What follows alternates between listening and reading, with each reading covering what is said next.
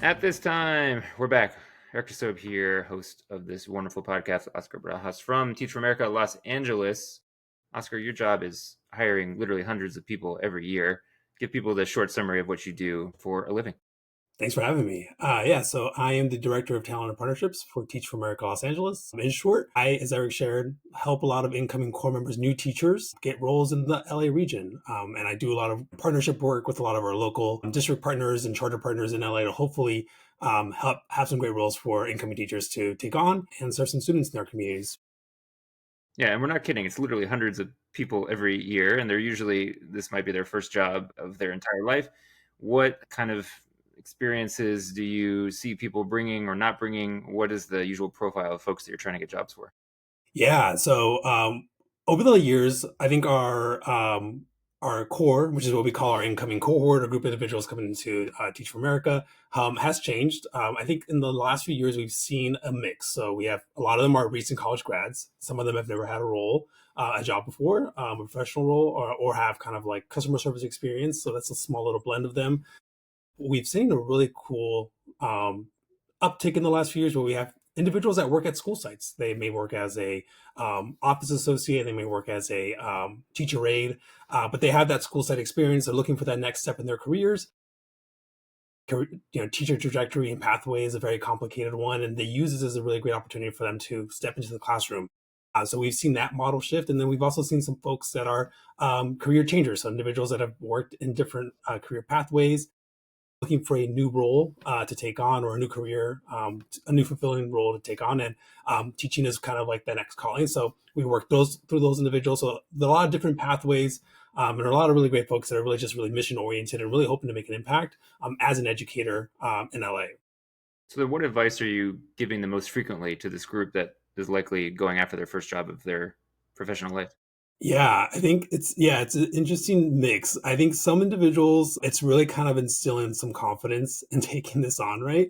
A lot of them are a little nervous. A lot of them have, very limited work experience, and this is a very big step for them. So trying to work them through that confidence and like being able to talk about themselves, sell themselves a little bit, and really kind of come into this classroom role with some sort of confidence. I think the term I always use is like, how do we help them find, and Eric, you'll relate to this term, how do we help them find their teacher voice? Because the teacher voice and normal voice are completely different things. So how do we help them kind of be able to sell themselves and kind of be able to kind of take that on? So usually we do have like one-on-one preparation sessions with them where we do work with them to kind of help them answer some questions and like things that they may stumble on when they're talking to a school leader and really trying to sell and pitch themselves to why they can make an impact in a school community.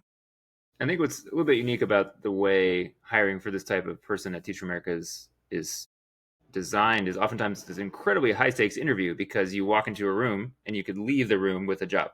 Whereas more often than not, there's a longer process, right? I might start with a recruiter and then go meet a hiring manager or the team. There's usually multiple steps.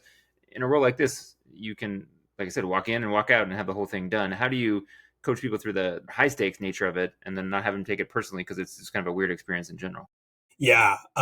So some folks go into an interview, they are well prepared. Individuals who may have kind of that classroom experience usually do a little bit better because they're able to kind of speak to some of the things that are happening in the school site. So those conversations will be a little different if someone has a school site experience. Well, maybe we'll work with them through tailoring their answers and making sure that the responses are mission aligned. And what I mean by that is that they are student focused. They are at least able to kind of talk to some of the values around like growth mindset. It's like one of the things that we really try to teach our incoming core, making sure that they're able to kind of talk about like, I may not have all the answers. I know I'm coming into this really fresh, but I'm going to be someone who's here to learn and someone that's going to want to grow within this specific role. So that's something that we usually try to do with a lot of our individuals. Some individuals that are coming in super green will need a little bit more one-on-one. So what we do with them is kind of similar to what I had just shared, but maybe we'll probably have like more direct conversations about how they feel about this experience, making sure that they're having that one-on-one prep a little bit more on the front end. A lot of them do get nervous about certain things. So like a demo lesson, that's a very, for someone who's never done a demonstration lesson, which is you're doing a practice lesson in front of your potential employer to kind of make a hiring decision. A lot of individuals come to that very green. They've never taught some may have never taught in a classroom. So we do kind of have like a little bit more tailored approach where we kind of walk them through what a demo lesson can look like. The cool thing is that as part of our application process and interview process, we do have them do a demo lesson. So they have a very small experience where they've done at least like a 5-minute presentation. So we expand on that and help them kind of be able to kind of put in more principles and be able to kind of go into that demo lesson a little bit more confident, but always remind them that like be yourself, have some grace, be able to exhibit growth mindset, and also just be very student focused. So like your approach is always going to be like, I'm here to make sure the students are properly served, making sure that students are learning, and then ultimately at the end of the day, like for them as an individual, growing from those experiences themselves. I think a time-honored tradition with Teach for America, especially people who did the program, so I did the program in '01, is to say that the current group of people are nothing like we were. And I'm curious if you, having now seen a lot of different batches of folks come through, do you see generational differences in how folks approach interviews or approach jobs in general? Or is it actually not that different and it's kind of overblown clickbait kind of stuff? What do you see year after year? Yeah, this is a great question, especially something like now that I'm starting to see more grays on me. I'm like, right, like I'm like, okay, like what are the generational differences? I do notice some things, right? I think communication styles is like a big thing that I've noticed. Notice that a lot of our, I'm used to like when I grew up and when I was like kind of going through the job process, cold calling was very normal.